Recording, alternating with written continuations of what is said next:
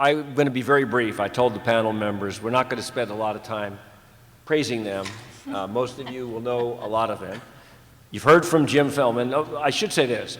I chaired the task force on economic crime sentencing, and Jim was the reporter, and together we helped form this task force. And everybody, except Kathleen, was a member of that task force. She couldn't be because of her role with the Sentencing Commission. But Jim was the reporter, as you know, I think. He's a criminal defense lawyer from Tampa and co-chair of the section. Sara Beale is professor of law at Duke University. She's also the reporter for the Federal Rules of Criminal Procedure. Judge John Gleeson from the Eastern District of New York sits in Brooklyn. Some of you have read his opinions. He's written opinions about sentencing and prosecutorial discretion. He's known for his candor, which I think you will probably hear today. Kathleen Grilli is general counsel to the United States Sentencing Commission. She is going to, well, I'll go back to what she's going to do in a minute. Jonathan Wroblewski is from the Department of Justice. He was the Department of Justice's representative on our task force. He's the liaison from the department to the council, the criminal justice section. And basically, here's what we're going to do. Jim is going to give you an outline of what we recommended to the Sentencing Commission, how we think judges should sentence in economic crime cases. Sara Beale is going to then give you at least one example of a scenario we came up with. We wanted to test whether our task force called upon to sentence in this scenario, whether we would reach agreement as to what the right sentence was. Then Judge Gleeson is going to react, I believe, to talk about what some judges have done in response to our task force proposal, because we sent our proposal to every single federal district judge in the country. It's out there. This is not anything that we've wanted to hide from. It's out there, and we stand behind it. Then Kathleen is going to talk about what the Sentencing Commission did in response to our proposal and others, which is not what we wanted. But anyway, we'll have a chance to talk about that. Then Jonathan is going to give some preliminary remarks, because it's still under discussion, about the Justice Department's response to our proposal and to the Sentencing Commission's proposal. I'm going to first talk a little bit about what is and isn't ABA policy. I mentioned earlier there is ABA policy on the reform of the guidelines. What I'm about to show you is the work product of our task force. Now, the task force has the authority to act as a task force, but it's not formal ABA policy. But you can cite it as our task force reported, and it is on our section's website. So the assumption is that we're stuck with guidelines, and rather than just sit on the sidelines, let's see what we can do with it. We do think that that framework is not ideal, that it tends to be unduly rigid, lead to an arbitrary assignment of values, those sorts of things. That a better structure would be to give more authority to the judiciary. And we're not necessarily all going to, we didn't spend a lot of time on what the ideal allocation would be. It seemed a moot point. But what I'm going to give you is just subject to those principles. That's the guideline. I know you can't read that, but I'm going to blow up parts of it. But it all fits on one page. That was my point. It has a base offense level. It has a very condensed loss table. Then we introduced a concept that we call culpability, because we don't think loss really necessarily in every instance measures culpability. And we give some pretty detailed instructions on what culpability might mean, but we give 5 different levels of culpability. The first 2 would lower the score. The first one, which is presumed to be the case, is moderate, leaves it alone, and then 2 categories, high and highest above that. And then victim impact. We think it is important to look at victims, not just count how many of them there were, but look at whether they were really harmed in some particular way. We took all the congressional directives and shoved them in one place and said if any of those apply and you haven't otherwise considered it, raise it by 2 levels. And then importantly, we introduced what we call the cap. So you may not know this, you wouldn't have any reason to since it hasn't seemed to be followed, but the initial legislation that it created, the Sentencing Commission and the sentencing guidelines, directed that in a case where it's not violent or otherwise serious, whatever that means, that the commission shall draft guidelines so that a sentence other than imprisonment would generally be appropriate. So we have simply stuck that in the guideline and tried to define it. So as I say, it starts with the base offense level. This is our loss table. We don't see any reason to slice loss 47 different ways. So we just had, I guess we've got 6 different levels of loss there. That seemed to us to be all the trouble that it's worth. Now, culpability, as I said before, 5 categories, and victim impact 4. And then these are the congressional directives. Now, with loss, we took the same existing law, but we got rid of intended loss. We don't think there's any reason to use intended loss. We think that actual loss is what you ought to look at, and if it's a case where there's extraordinary intended loss that didn't come to pass, but it could have, then that would be an upward variance type of analysis. So we would suggest getting rid of actual, or limiting it to actual loss. And so I'm not going to try to get into all the details of culpability, but I wanted you to know that it's there. It's in the report, and we explain that generally you'd want to look at motive, you'd want to look at loss as compared to the defendant's gain, the degree to which the offense was sophisticated, including the defendant's contribution to its sophistication, how long it went on, whether there were some extenuating circumstances with it. Did the defendant initiate the offense or just join in something that was started by others? Were there efforts taken to mitigate the harm? Voluntary reporting, secession without being caught, restitution, things like that. And obviously, no one consideration can carry the day. We trust judges to look at all of those things together, and the weight may vary. So I'm moving through these things quickly, but they're there, and we try to explain it in as much detail as we can, what we're looking for. Motive, I do think, is important because the guideline seems to be written from the perspective that the offense is going to be predatory. That is, I'm going to try to steal your money and put it in my pocket. And certainly those are the worst kinds of offenses. And those are out there, and we've all seen them, and they are the ones that we think that they generate the highest degree of culpability. But we've also seen what we call legitimate ab initio, where the defendants actually start out with a perfectly lawful enterprise and a perfectly legitimate undertaking, and they bleed over into criminality as a result of circumstances that they didn't intend or foresee. It's bad, it's criminal, but it's not as bad as a straight rip. And it really is a difference in culpability under some circumstances. Then even worse, or lower in culpability, is what I would call risk shifting, which is they don't really intend for anybody to lose any money. They just want to make sure that if somebody loses money, it's not them. The classic example is lying to take out a loan that you actually are intending to repay, but you don't. To us, risk shifting is at yet a lower level of culpability than legitimate ab initio. Finally, there are offenses that we call gatekeeping. There are laws that are out there to protect us from what might be bad behavior, but that's it. That nobody was intending loss, they weren't trying to shift any loss. An example would be in the Medicare field where you have to get an independent lab to verify that the services are necessary in order to make sure you're not ordering unnecessary tests. Well, what if you lie about the independence of the lab, but the tests are real and legit? That's much less culpable again. So we would consider these to be the least culpable. Obviously, there are cases that meet all or some or more than one of these types of descriptions, and the court would have to consider the mix of it. But we think it's important to ask those questions and look at those things, because as you know, the current guideline ignores all of them. We also think that it's important to look at the defendant's gain or lack thereof. Was the defendant actually trying to put the money in his pocket? Or was it some employee who was just doing their job, collecting their salary, and not only was not trying to get any money, but didn't?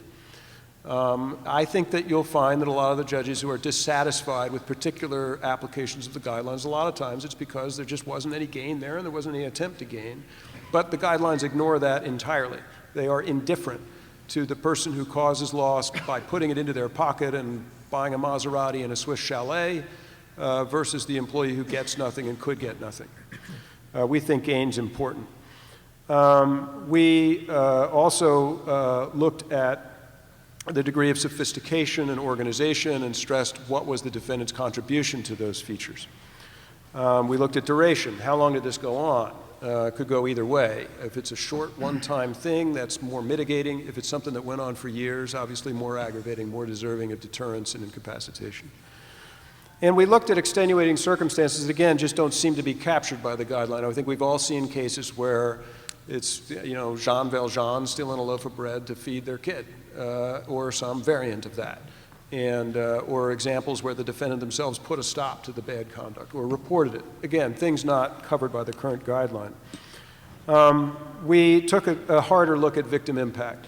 And rather than just count the number of victims, we do think it's important if they're vulnerable. We think that it's important to look at how significant their loss was. I love Jonathan's comment, I think in one of the meetings was, is anyone crying? And I think that really is telling. And if there are victim impacts that are more egregious and known to the defendant and anticipated by the defendant, again, worse than if, not that there's anything good about ripping off banks or institutions or whatever, but it's just not the same kind of victim impact, not the same degree of culpability. So we looked at that. And then we have the cap that I discussed earlier, which I think Judge Gleeson is going to talk about some. But it's not easy to define what otherwise serious means, but it's worth a try. It's better than just pretending that that statute's not there. And so we've tried to generally list all of the various mitigating circumstances that might be and ask the court to look at those things. And if they're all present, then that would be a case in which the cap would apply. Now, the commission has looked at what we sent them, although you couldn't tell that from what they published for amendment. Kathleen's not shocked to hear me say that. They have, however, published some significant changes to the guidelines for consideration. One is an across-the-board lowering of all of the tables in the book to adjust for inflation. They have never changed the loss tables to adjust for inflation. It turns out to be almost a two-level change at many points in the tables. So that's important. They're talking about using gain rather than loss in fraud on the market cases. They're talking about taking a little tighter look at intended loss, a little tighter look at the victims and sophisticated means adjustments and some tweaking there. So there will be a hearing next week on Thursday before the commission. I'm gratified to be invited to testify there on behalf of the ABA. My testimony will be on our section's website on the day of the hearing, which is Thursday. It'll also be live streamed. And my hope would be that you could cite these things to a court, and that now that the guidelines are advisory, the commission does not have a monopoly on giving advice. And we think our task force gives some pretty good advice. So we thought it would be useful to walk you through one of the examples that we have published as part of the task force report. And as a professor, I thought it would be fun to call on some of the task force members to help me present this. I considered calling on you, but I wasn't sure if you were prepared. Yeah, I saw some heads snap up. So I decided that this group was going to be well prepared. So I want to tell you what the scenario is, and then we'll try to figure out a little bit about how it would work under the current guidelines, and then see how our task force proposal would differ. So we have our hypothetical defendant who is the owner of a durable medical equipment business, and they provided oxygen to Medicare patients. So you can kind of already see where this might be going. To qualify for reimbursement, equipment providers have to ensure that oxygen is medically necessary. And in order to do that, they are to send all patients to an independent laboratory for testing. Our defendant didn't do that.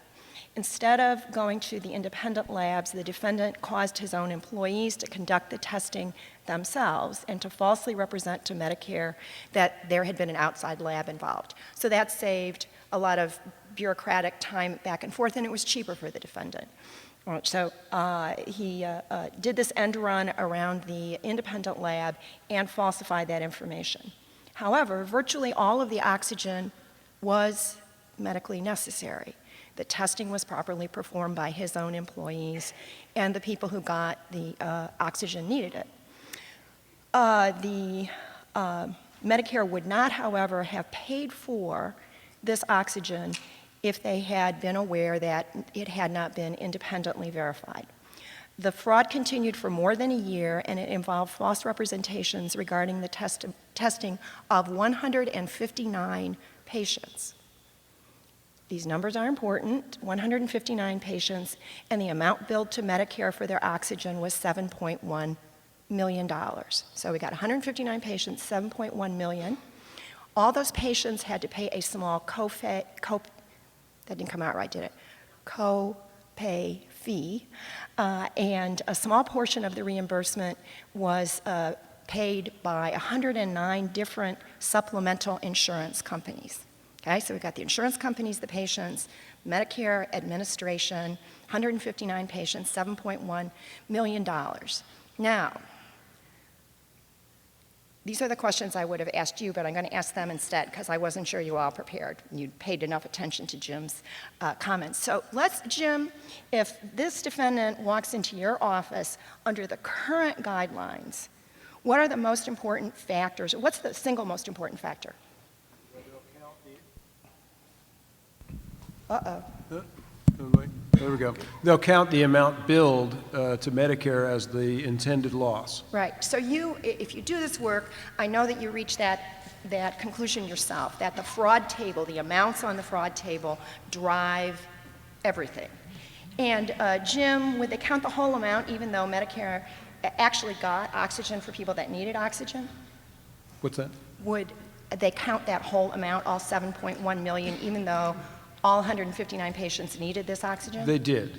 Yeah, they did, right? So some circuits have concluded, I don't think we have law in every circuit, but some circuits have concluded if you didn't do the bookkeeping correctly and involve the independent testing lab, doesn't matter whether the people needed the oxygen, got the oxygen, were healthy, the payments were not properly billed.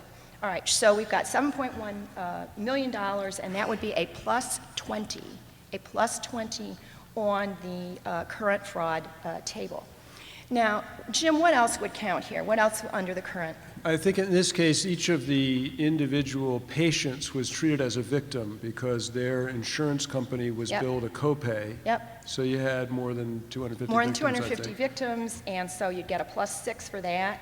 Now, what about the way the whole deal was structured? Sophisticated means, Yeah, right? with sophisticated means, leadership role. I think he scored life. Yeah. Close to life. So there was a healthcare fraud-related offense. We got a bump for that. Sophisticated means, we got a bump for that.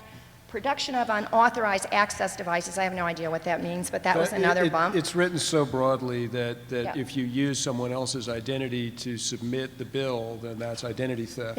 Yep, okay. And role in the offense, designed the whole program. So 44, an offense level of 44. Those of you that know the table know what that means. Jim, what does that mean? Life.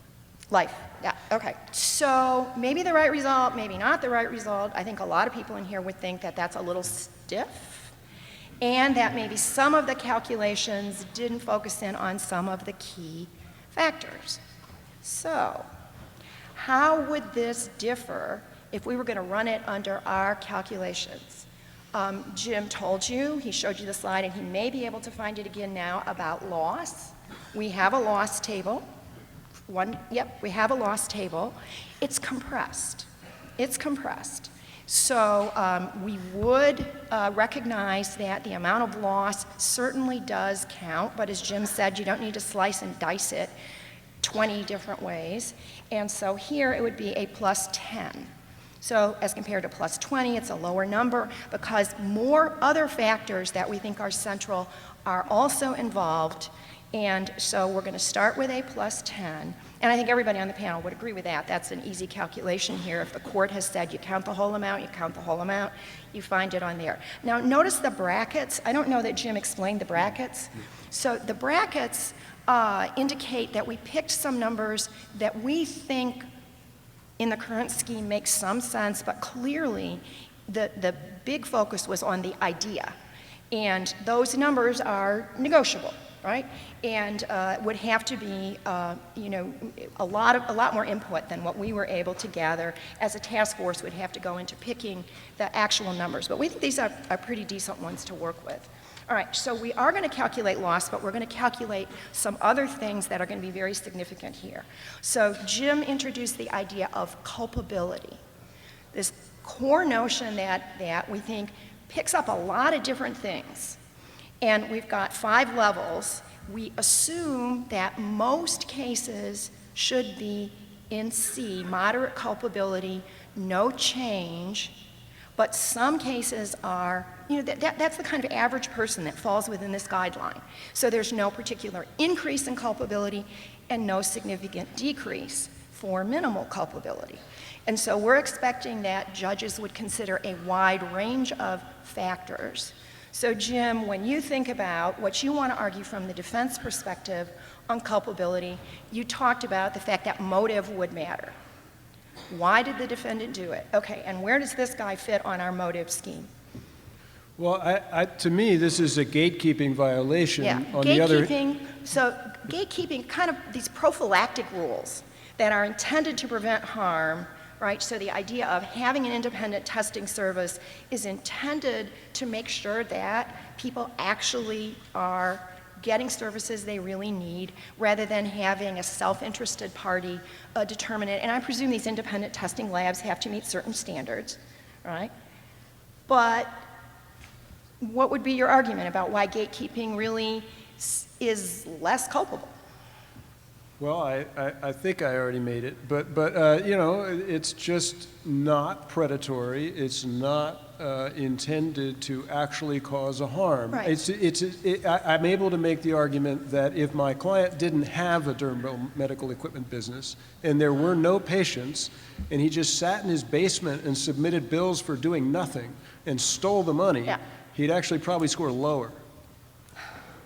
Well, without going into that, changing the hypothetical, I think the notion is this is a kind of mala and say, you're supposed to do it, you're supposed to turn square corners, and that would prevent harm, but actually no harm occurred here. So you're not allowed to falsify these things. It clearly is illegal, but it would be much worse, for example, if they hadn't been testing it at all, right? And they'd pretended to be testing it, and people who didn't need oxygen got oxygen, and the government was paying, hard-earned taxpayer money. All right. So gatekeeping is a lower culpability, and it would push towards the conclusion that the defendant would get actually a subtraction, but the government is going to say they're offsetting factors. So Jonathan, from the department's standpoint, what would go into the culpability calculation?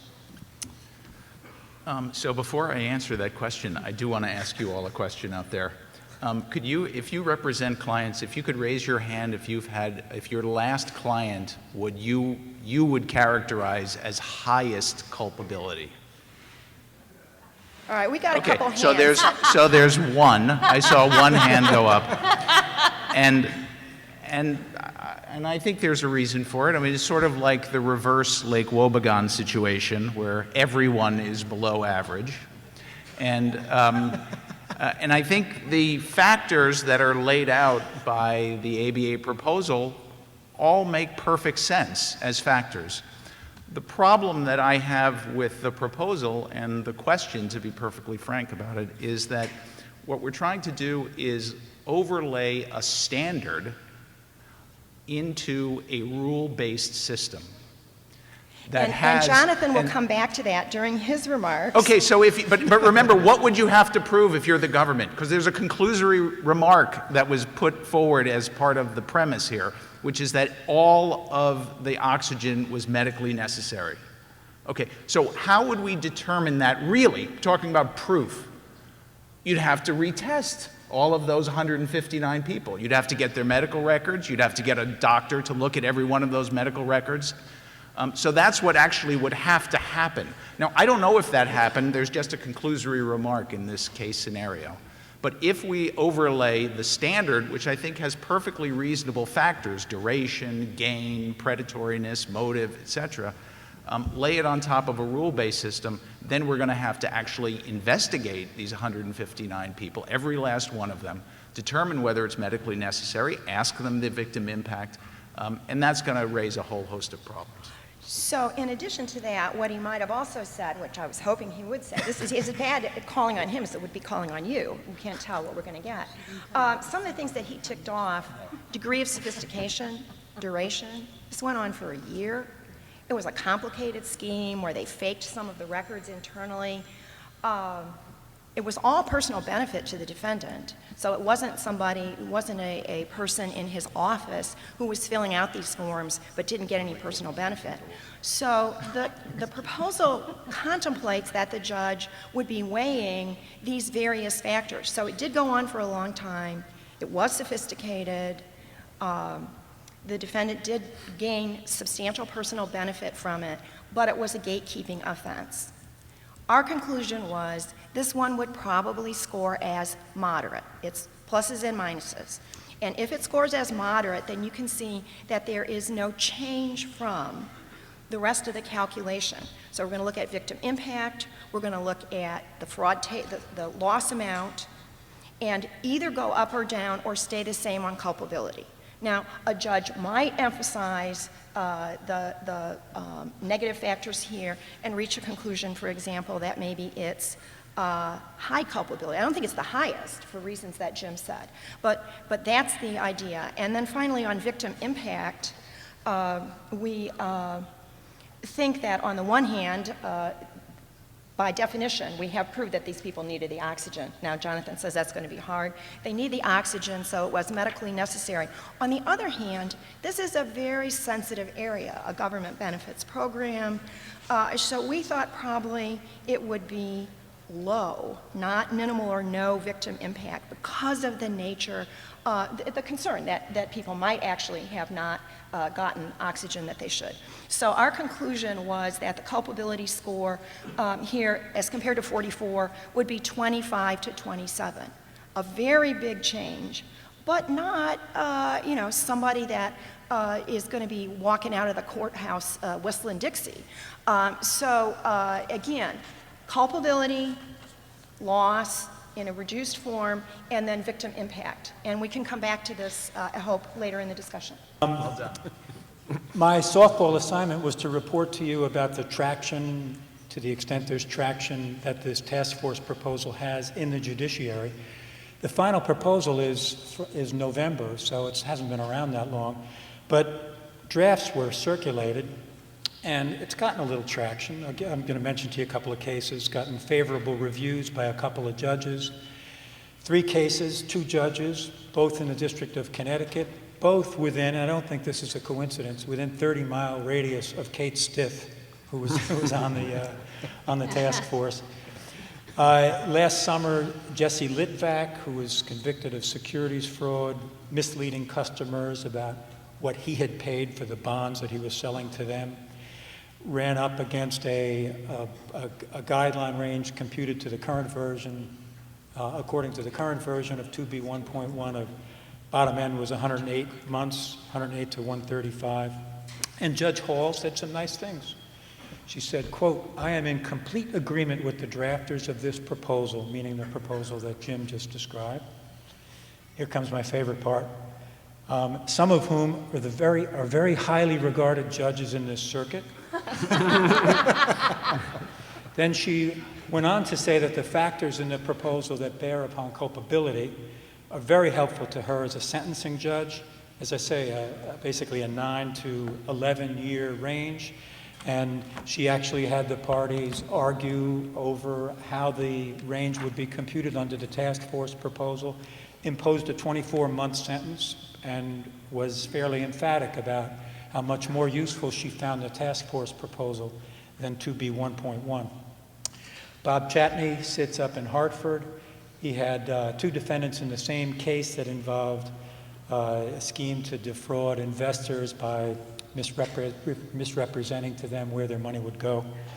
And he said that there's much in the task force report that's helpful, and I think the guidance provided by their approach is preferable to the existing guideline, and engaged in substantial variance down from the advisory range based on the principles set forth in the proposal. I have no doubt that the defense bar, I'm sure Jim will be happy to he gave me these cases. I'm sure they'll be able to circulate to you going forward any judges who find similar attraction in the task force proposal. Here's what I really want to talk to you about, though. I'm a believer in this task force proposal. I was a member of the task force. And with respect to these high-end cases, as to which it's obviously a broken guideline. I agree with it completely. But I want to focus my remarks on what I think is a much more pressing problem with 2B1.1 and really with the Commission itself. And it has to do with the other end of the spectrum of well, in this setting, fraud offenders, but my remarks transcend the fraud context. I need to give you a little data, not a lot, okay? The average fraud sentence is only 22 months. The median fraud sentence under 2B1.1 is only 12 months.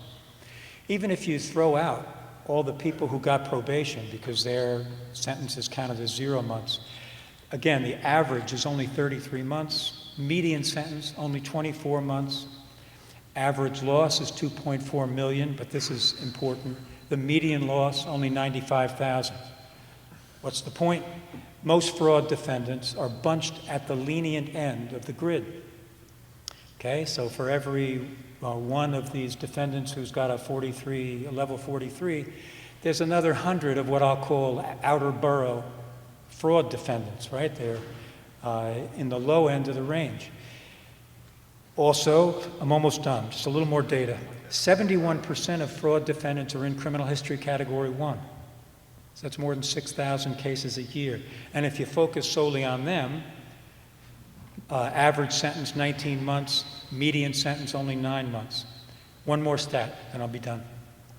Commission keeps track of the imprisonment rates of the defendants who, even under this harsh guideline, even according to the book, are eligible for a non-prison sentence, that is Zone A and Zone B. And of them, in the fraud category, 42% of the people who were eligible for non-prison don't get it. They go to prison instead. So, lots of relatively small frauds committed by people in criminal history category 1, due in prison terms. Now, my remarks jump off of the offense level cap that Jim mentioned briefly. And that cap is based on a fundamentally important provision in the Sentencing Reform Act. Bear in mind, you know, a lot of old timers here, I can tell just by looking at you. Bear in mind the atmosphere in which the Sentencing Reform Act was passed. It wasn't exactly a sentimental Congress. It wasn't a sentimental time in federal criminal justice.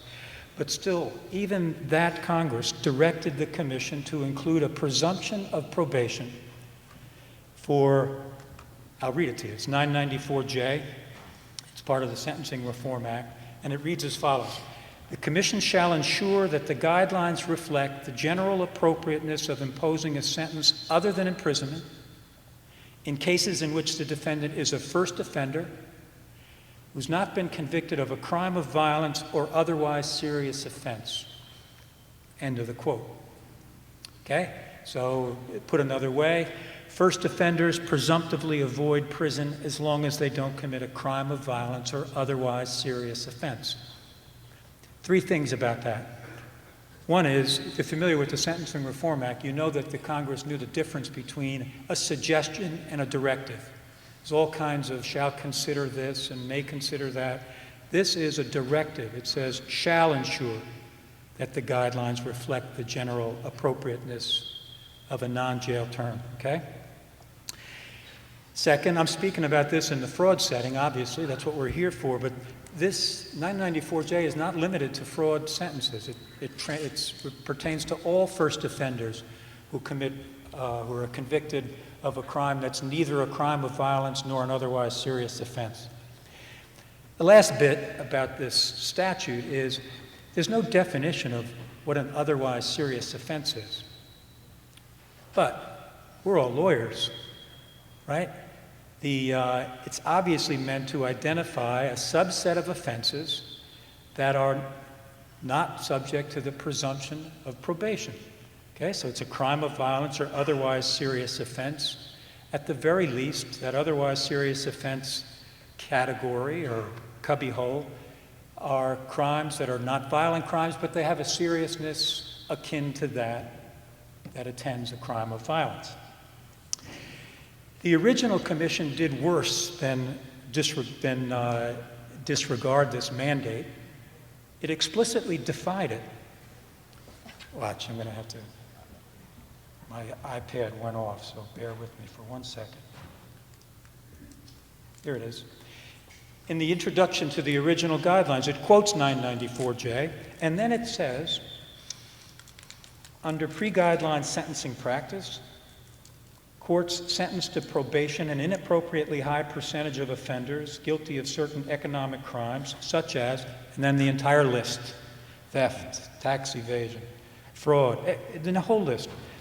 Back to the introduction, that in the Commission's view are serious, and they put the word serious in quotes, so they provide the definition that Congress didn't provide. So,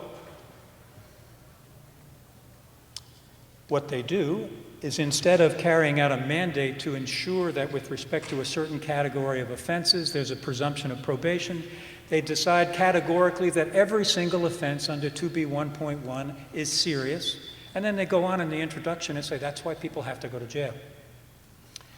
Now, you know, I live in the vineyards, and I am an outer borough judge, right? There are people who get prosecuted for lying on the form that enables them to continue their Section 8 housing about their income so they can remain eligible. I just had a small business owner trying to keep his business afloat, and in his effort to do that, decided not to pay all the payroll taxes to the IRS. We still have cases where people keep and convert grandma's Social Security checks for a couple of months after she dies. These are not serious cases. They can't be categorically by fiat, placed into a cubbyhole of crime of violence or otherwise serious offense. Now, whether it's the offense level cap that you see the task force proposes, or an encouraged departure, a very easy thing to do, just tell the judges about 994J. There needs to be compliance on the part of the Commission with this congressional mandate. Two other points I want to make. One is the extent to which there's pushback on this idea, and the other is just, I'll come to it in a minute. I've discussed this informally. This has been sticking in my craw for a long time.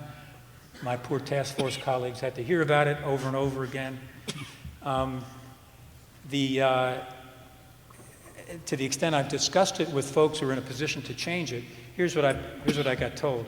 We don't need to change it, because judges identify these non-serious offenders, and they use the power conferred by Booker to give them probation anyway. And there's really two answers to that. One is, the data I gave you don't support it. There are lots of low-level fraudsters going to jail for lots of short prison terms. So I question that degree of pushback.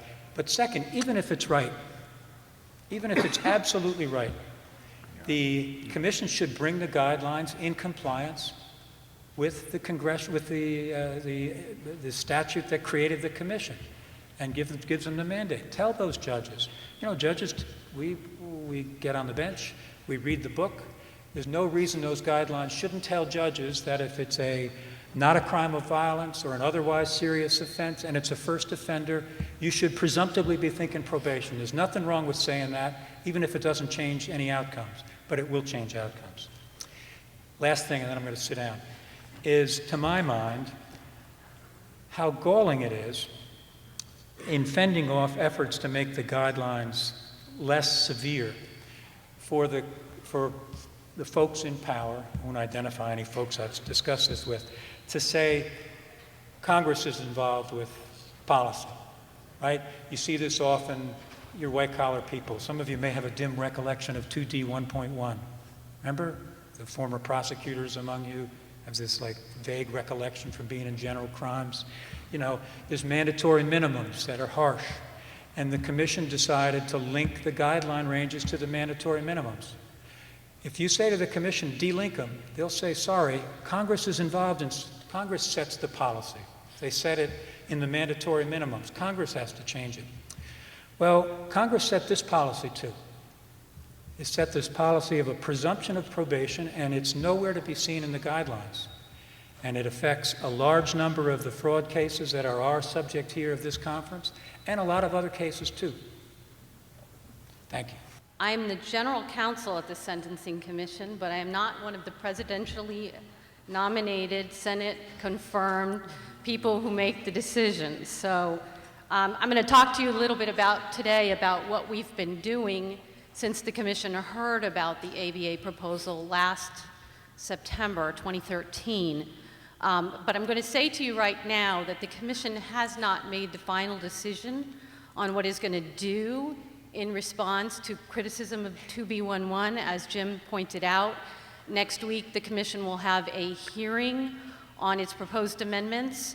The public comment period is still open. It is open until March 18th, so if you hear something here that you think the Commission needs to be doing, I say to you, send something into Public Affairs, and I'll give you that information at the end of my remarks. But for those of you who don't know how the Commission comes up with all of this stuff that's in this lovely little book, and I will say, when I was a practitioner, I had no idea either. We have a yearly amendment cycle. It starts typically in the summer, and it goes through May 1, at which time the Commission has been instructed by Congress to deliver amendments. As you know, they take effect November 1st, and that's because Congress has a 180-day review period in which they can affirmatively disapprove them, and if they don't, they take effect. So for the amendment cycle of 2013-2014, the Commission decided to start a multi-year study of the economic crime guideline. And I will say this to you, I've been the general counsel since October of 2013, and in many, many of the years before I became the general counsel that I was at the Commission, I was working on the fraud guideline. So it's not the first time they've looked at it, and certainly won't be the last. But at the start of the amendment cycle, what we did was we had a symposium at John Jay College of Criminal Justice in New York City, at which many of the lovely folks who are sitting here at this table with me were present. And the Commission heard Jim Felman do a presentation on this ABA proposal, and part of the symposium was us in breakout groups talking about the fraud guideline and talking about the proposal. And the invitees, there were about 150 folks there, they were practitioners from around the country, the U.S. attorney for many districts, including some of the big districts that we've heard from today, but some of the smaller districts as well, the federal defenders from districts around the country, probation officers, and judges. Now, there was a big contingent of New York lawyers, but that's because it was easy to get them there. But there were people from around the country. And we talked about the ABA proposal. Ultimately, in the 2013-2014 amendment cycle, the Commission decided not to act, but to continue to study our data and to continue to think about and talk about these issues. And there were two reasons. One, because as you've heard, there's about 8,500 fraud cases a year, but there's an awful lot of different kinds of crime that go to the fraud guideline. And we wanted to look at the different types of crime and see if there were different stories that they could tell. And one of the things we see is in securities fraud cases, there is a little different story. Part of the reason the Commission is proposing to act in securities fraud or fraud on the market offenses. But the other reason is that the crown jewel, as we have called it, of the Commission's policy agenda last year was drugs -2. And the Commission wanted to make sure that nothing that it did during the amendment cycle would derail that, and nothing did. That took effect November 1st, and as many of you may know, the Commission also voted to make that retroactive, and about 40,000 offenders who are currently in the custody of the Bureau of Prisons will be eligible for reduced sentence. So, what did the Commission do in the remainder of the 2013-2014 amendment cycle? Well, among other things, we looked at data. And what you're seeing before you is at what our social scientists call a trend analysis. The blue line is the average guideline minimum, which is sort of an average of base offense level, applicable offense characteristics, and criminal history. And you can see that that line has been going up over the last 10 years, from 10 in 2003 all the way up to 29 in 2012. And there's a couple of reasons for that. One are changes in the guidelines, so the guidelines have gone up, the average minimum has gone up. But the other is a change in offense severity, and Judge Gleeson referred to that a minute ago. He told you that the median loss amount in 2012 was $95,000, but back in 2003, the median loss amount was about $18,000, so cases have gotten more severe. The red line is the average sentence imposed. And you can see that back in 2003, the average sentence imposed was about the same as the guideline minimum. And the red line has sort of tracked the blue line over the years, but we see a little bit of a distance in between them. The one thing that this chart shows that's important to you as practitioners is that the guidelines matter to the judges. There is this, as we refer to it, gravitational pull of the guidelines, and so that you can show that as the guideline minimum goes up, so do average sentences. And I'll talk about a little bit later why you should care about that. This next slide shows you a breakdown by loss, the loss categories on the loss table of how many offenders there were in fiscal year 2012. There were 8,503 that were sentenced under 2B11, and it shows you their loss amounts. Well, more than half of these offenders that were sentenced in 2012 are with loss amounts of less than $120,000. And I think this matters, and I think this answers one of the points that Judge Gleeson made. He and I have a fundamental difference of opinion about whether the Commission responded to the directive in 994J. We can all disagree about whether they did it well or not, but the fact of the matter is that the sentencing table has zones, and zones A, B, and C offer judges the opportunity to impose alternatives to incarceration.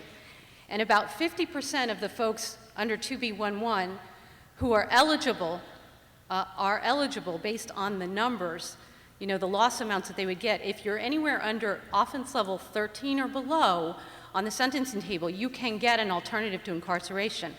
Unfortunately, for reasons that I don't quite understand, our data also shows, and we have a publication we did a few years ago we're planning to update, that even when offenders fall within those zones and are eligible for alternatives, the judges aren't giving them. I don't know why that is, but that's something for you all to argue about. Another, 83% of the offenders sentenced in 2012 under the guidelines fell in ranges of $1 million or less in terms of loss amount. This surprised the Commission, actually. This data surprised us because we had heard, and a lot of the complaints were sort of the fact pattern that the panelists here talked about, which is, the guidelines computing up to life. But in 80% of the cases, we're not anywhere near that. So this is data that the Commission looked at and considered in the year. Okay, so the next slide basically shows you the breakdown by loss categories. And what we do know, and I think Jim was going to talk about that too, what we do know is as you go up the loss table, the gravitational pull of the guidelines diminishes. So at the lower end of the table, the judges are not going far below the guideline range, or they're sentencing right at about the bottom of the guideline range. And as you go up, the lines break away. Now, the social scientists in the office would say that I have to point out to you that at the top of the table where it seems to go like quite haywire, part of the reason for that is that there are very few cases up there. And I don't know if we have, at the bottom of the table you can see, and these were in the materials that I sent in, but there's like 2 cases at the more than $1 million category, 3 cases at the 200 million, 9 cases at that. But up at the top end, no question about it, the judges are not following the guidelines. So one of the other things that we heard is there's this piling on of specific offense characteristics, and that's part of the problem with the fraud guideline. And again, in the hypo that these folks used, you saw that. So we looked at our data and said, all right, is that happening? Well, in 50% of the cases in 2012, and I think it was consistent last year as well, loss table was the only specific offense characteristic that got applied. And then there's another about 35% of the cases where, there were at least one or more other specific offense characteristics that applied. And you can see the breakdown in the box. 63% of those cases involved the loss table and one specific offense characteristic. Now, I don't have the slide here, but it's available on our website, and I submitted it to you all. But we did find that there was a correlation with loss amount. And so at the higher ends of the table, it is more likely that you're going to get more specific offense characteristics. That matters to you because you need to be arguing about those, because as all of the panelists here have pointed out, the guidelines are advisory. The judges don't have to follow them. So this is something for you to keep in mind as you're representing your client. We also found that there are only a few of the specific offense characteristics at 2B11. It's got about 18 now. I lose count. It's got about 18. But you can see here that there's only 7 of them that apply with any kind of frequency. And the top 2 are, well, the top 3, loss table, obviously, the victims table, which is 22% of the cases, and sophisticated means, which is 13.1%. And the reason that's important is when I get to talking about what the Commission has proposed. The Commission has proposed changes to the victims table and to sophisticated means. Another thing that we were surprised to see is the application of the Chapter 3 adjustments. Aggravating role doesn't apply all that frequently. I'm not very surprised about that.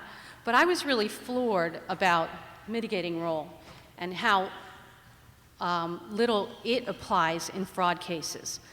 Only 6% of the cases. And the Commission was also surprised to see that in drug cases as well, that mitigating role doesn't apply very often. And then abusive position of trust or special skill, that applies a little bit more. The reason mitigating role is important is because one of the proposals that the Commission has out for comment right now are changes to 3B1.2 in a hopes that would be applied a little more frequently in all types of cases. So, why is it that judges aren't following the guideline? Well, you know, some of my co-panelists here would say to you, well, the guideline is only followed in about 50% of the cases. That means the guideline is completely broken. But the Commission knows that overall, that's about the rate of within-range sentences that we see throughout the country, throughout drug types. It's about 50%. And what we know is that sentencing is a 3-step process, and the 3rd step is 3553A factors. And if we look at the top 10 reasons why judges are sentencing below the range, the top 10 reasons seem to be either the 3553A specific factors, among them includes history and characteristics of the defendant, and then there's some other offender characteristics, you know, family ties, physical condition. This is important for you as practitioners because 3553A, which was part of the Sentencing Reform Act, and the Commission's organic statute, which is part of the Sentencing Reform Act, are different. The Commission was told in 994 C, D, and E that there were certain factors that should never be taken into consideration in the guidelines. Among them, race, socioeconomic status, et cetera, the ones you would expect.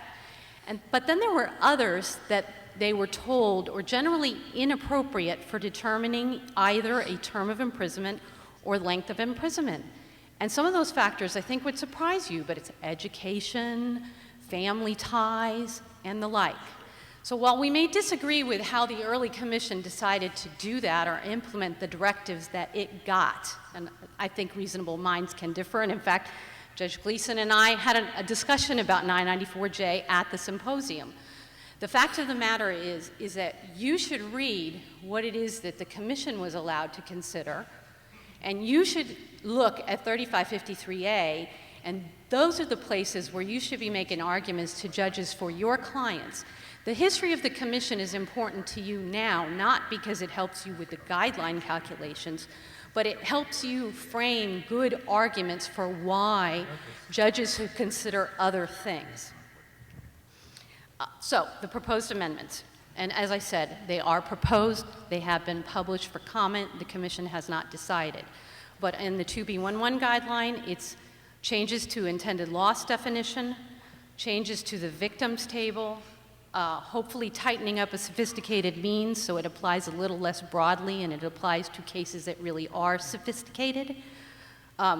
We had a question last week at a new judge's training where the new judge wanted to know, what does that sophisticated means enhancement mean? Because in every fraud case that I get, both the prosecutor and the probation officer say it's sophisticated. So this is an area for your advocacy. And finally, the proposal about fraud on the market cases. There's a couple of other things that the commission has proposed that will impact fraud offenders. One is, as Jim mentioned, the inflationary adjustment. And the inflationary adjustment, there are two options published, but basically what it would do would be change every single monetary table that's in the guideline book, including the fine guidelines. And the years for the inflation adjustment vary depending on when the guideline was last amended or when the table was impacted. So for 2B11, it's 2001 when the economic crime package passed, but for some of the others, antitrust and the like, it's a little different. Proposed changes to mitigating role, proposed changes to jointly undertaking criminal activity. As Jim said, next week we're going to have a public hearing, and for the first time ever, we're going to live stream that on our website, which is www.ussc.gov. And that website provides a lot of resources for all of you. We have all of the guideline manuals going back historically, including the current one, available online. We have legal documents that the Office of General Counsel's office prepares. We have subject matter primers, compilation of cases, and we have this interactive source book that you all can use yourselves to sort of manipulate the data and see. Do I know if there are judges out there that are using the ABA proposal? I don't doubt it. They all got it. If you've got a judge that doesn't like the guidelines, then by all means, you're representing your client. You ought to be advocating for that. But if not, I suggest to you that you look at the things that historically the Commission didn't include in the book, and I'd be making those arguments if I were sitting in your shoes. Thanks, and I'll be happy to take questions later. First of all, I want to thank the ABA for giving me a chance to participate in this conference and on this panel. Getting out of Washington even for a few hours, it's worth it. I'm going to be racing home to try to beat the snow.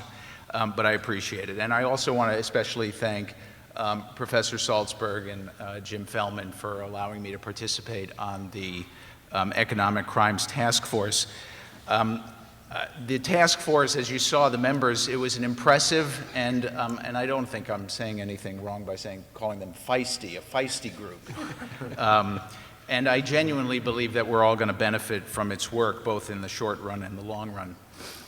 For those of you who don't know me, I am the director of the Office of Policy and Legislation in the Criminal Division, and I have the great honor of representing the Attorney General on the United States Sentencing Commission. And before I give you our view on federal economic crimes, I just want to take a moment to note that this next week is likely to be Eric Holder's last week as the 82nd Attorney General of the United States. And as I say, it has been my unique honor to represent him on sentencing issues and on the Commission. And many of you may agree with the positions he's taken, many of you may disagree with the positions that he's taken, but there is no doubt that he has been a reformer and he has been a transformational Attorney General. And I just want to talk for just a minute, just go through some of the things that have happened under his tenure. Under his leadership, the Department of Justice has supported completely eliminating the crack powder disparity. It has supported applying the changes enacted by Congress retroactively. It has supported reducing all drug penalties by about 20%. It has supported applying those changes retroactively. It has supported expanded funding of the police and of first responders under the Recovery Act, billions of dollars at a time in our country when cities and counties and states were reeling under the Great Recession. The Justice Department supports reducing drug mandatory minimums, expanding the safety valve. We have expanded something called compassionate release. We have put forward proposals to expand prison credits for participating in recidivism reduction programs. Clemency Project 2014. We have funded the ABA project to inventory collateral consequences, increased funding for Second Chance, expanded use of diversion and reentry courts, and I could go on. It's an impressive record. And most impressive, this Attorney General has overseen the country at a time when we've reduced the violent crime rate by 20% and at the same time seen the first drop in the federal prison population in decades. In the last 2 years, the federal prison population has dropped 10,000 people. That's 7 prisons worth of inmates, and it's going to drop another 10,000 by the end of the next fiscal year. It's a remarkable record, and I wanted to note it. Now, each of the positions we have taken at the Justice Department has followed careful analysis of each issue, and that's the way we approached sentencing for economic crimes as well. And here are some of the important facts as we see them.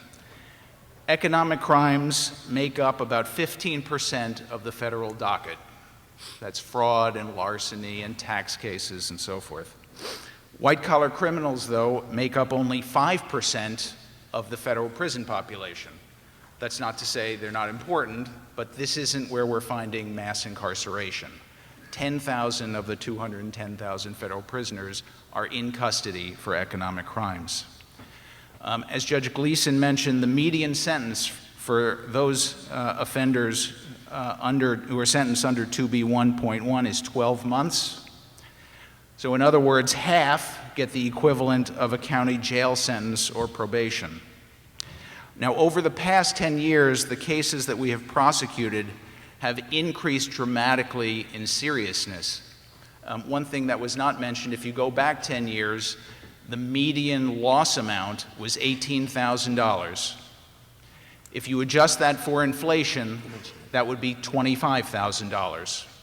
Currently, the median loss is $95,000. That's 4 times as high. Now, that's not the only indicator of seriousness of the offense, but it's one indicator. It's the indicator that Judge Gleeson mentioned. So we have prosecuted cases of increasing seriousness and size. Penalties have largely reflected the change in prosecution patterns, although penalties have not increased a commensurate amount. If you go back 10 years, the median sentence was 8 months. It has not increased 4 times with the size of the loss amount. It has increased to 12 months. For most economic crimes, we believe, the penalties in the federal system are modest. Now, we think so, but more importantly, so do the judges. The Sentencing Commission surveyed federal judges a few years ago, and 90% thought that the guidelines called for sentences that were appropriate or too low. Only 10% thought the guidelines called for sentences that were too high. Also, members of Congress think that the sentences are appropriate or too low, and that's been reflected in a variety of directives to the Sentencing Commission over the past 10 years. Now, none of what I'm saying should be an indication that there are no areas for reform. We think there are many areas for reform where the fraud guideline does not work particularly well. For example, fraud on the market cases. And when we saw that fraud on the market cases were not being handled particularly well by the guidelines, we told the Commission about it and asked them to change it. They added a departure provision. They're looking at other things as well. There are other areas that don't work particularly well, and we are more than happy to consider them. We are considering them as part of this amendment cycle. Now, the ABA proposal does many things. I want to touch on it just briefly. It simplifies the guideline. It creates this new culpability factor. It reforms the victim adjustment, and it lowers penalties for most cases. Now, on the positive side, I think there is remarkable degree of agreement about the fundamental elements of what sentencing economic crime should be about. Loss, victim impact, and culpability. We agree with that. The current guideline provides that. It's hard to see because there are pages and pages and pages of guideline and commentary and all kinds of adjustments that never get applied. But those 3 elements we fundamentally agree with the ABA about. On simplification and structural reform, we think that's coming. Okay, the Sentencing Commission published as one of its priorities to simplify the sentencing guidelines. In our annual report to the Sentencing Commission over the last 2 years, we have asked the Sentencing Commission to look into simplifying the guidelines. We think that's coming. We think it's going to be a commission priority next year. We just don't think it should be done one guideline at a time. And I don't think the commission thinks it should be done one guideline at a time. On the victim adjustment, we support the reform that's likely to take place at the Sentencing Commission, and that's part of the ABA proposal.